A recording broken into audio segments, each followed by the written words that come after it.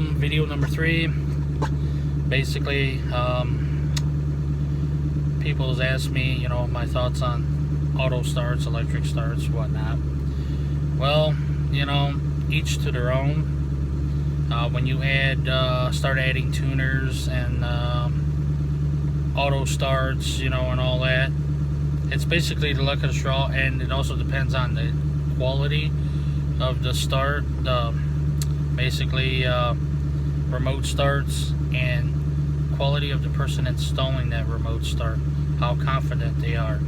Because I've seen some tragic ends, and then I've seen people that had no problems with them. Me personally, I just rather get off my lazy butt, get up a little early, go out, start my vehicle, and warm it up. Which leads me to another question. Most people are, should I let my car warm up, or should I just jump in and take off? Well, being in the field, again, over 10 years, me personally, I let my vehicles warm up.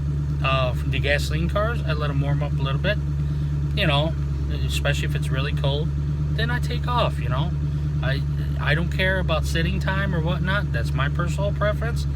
If you own a diesel truck like I do, I let this bad boy warm up. You try to take off as soon as you hop in the diesel if it's -10 out. Especially with an automatic transmission. Manual transmission, you might be able to get away with it, but no. Me personally, let your cars warm up. I have nothing against remote starts again. I just chose not to have them because I'd rather go out and start my own vehicle. Less to worry about. Just like tuners, I took a chance. The tuner was installed by the guy I originally got the truck from, and I just went over his work, checked everything out. So far, ain't had a big issue besides the PAPS security module. And I found a company out of I think it's Tennessee, and then there's a company out of Michigan that will fix your instrument clusters and reprogram modules, and send it back to you. If it's something they can't do, or it involves some type of security like a manufacturing, contact your local dealership for manufacturing. I suggest, some things you can go cheap on when it comes to modules, especially with these new cars. Bite the bullet, pay the money, and have the module installed. Unless you work on your own cars, you're a mechanic like me and other people I know, then go to your respective dealership, parts department, order what you need, install it, and be on your way.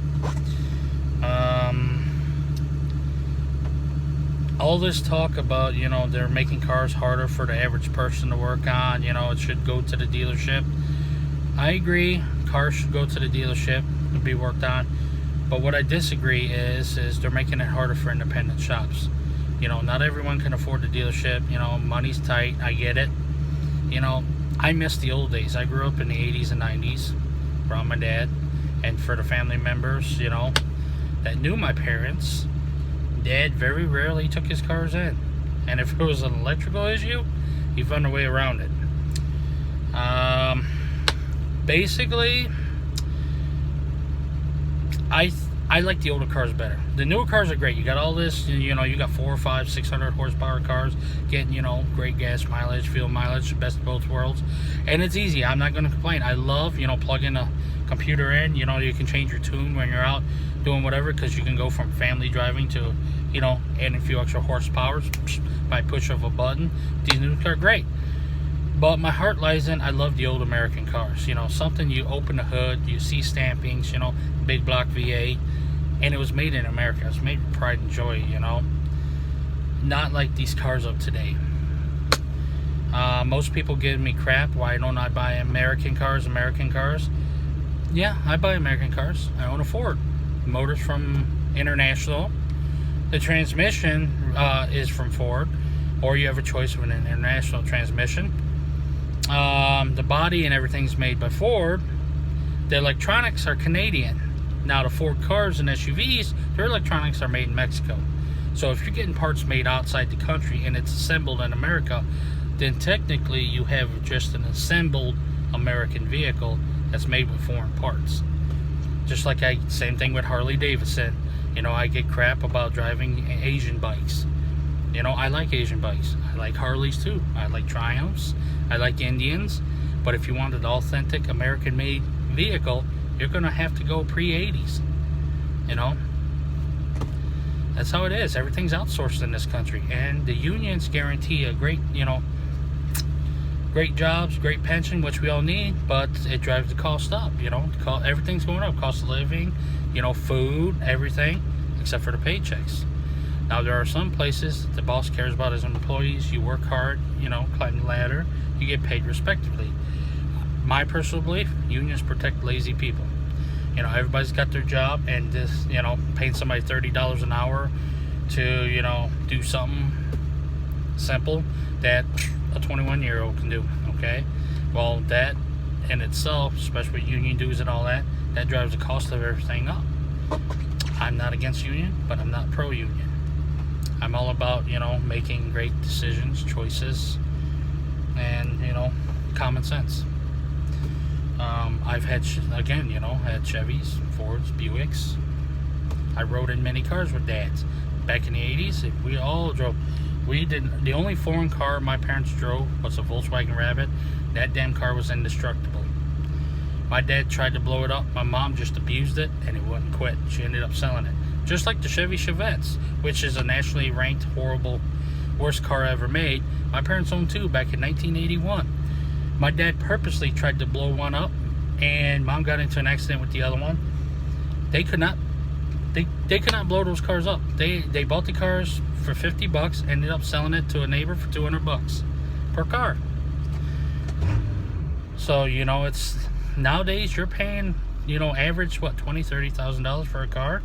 Got all these recalls, got problems. You know, when people spend their hard-earned money on vehicles, you kind of expect the car not to have any problems or recalls. I understand things happen, but, you know, they should be really conscientious on, you know, making sure they put out a good product instead of just, well, we'll recall it later and insure and just start throwing cars out there, you know. I don't care. People's entitled to their opinions. They make fun of me all they want to, poke fun, we poke fun back, whatever. I buy what I can afford, what I'm willing to fix, especially maintenance-wise, how much it costs to fix. And you don't see me walking. You know, if I'm walking, I need help. Fine. Just like my buddy, shout out Mike Garcia. You know, I'll go into the city, see his mom. Great people. He was having issues with his Dodge Charger. Figured it out. You know, and he's back on the road again. Again, he's mechanically inclined. So, you know, I encourage people to try to work on your own vehicles. That's the thing with these new cars. You know, they're killing the American pastime, not building hot rods, you know. Being in the garage is working on your own vehicle. Nowadays, you have to be a rocket scientist, computer genius, you know. But I encourage people to learn, you know, at least to do something on their vehicles. And what kills me is if you own a car and you can't change a tire, you shouldn't be driving.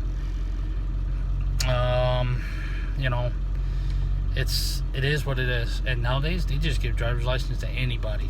I've seen some people and some teens, some driving habits that just, oh man, you know. So anyways, we're going to get ready, take our baby Vanessa to the mall and see what we can do today, and have a good day. And I'm hoping to make some YouTube videos later. Please subscribe. I'll be setting up links. Thank you. Have a good day.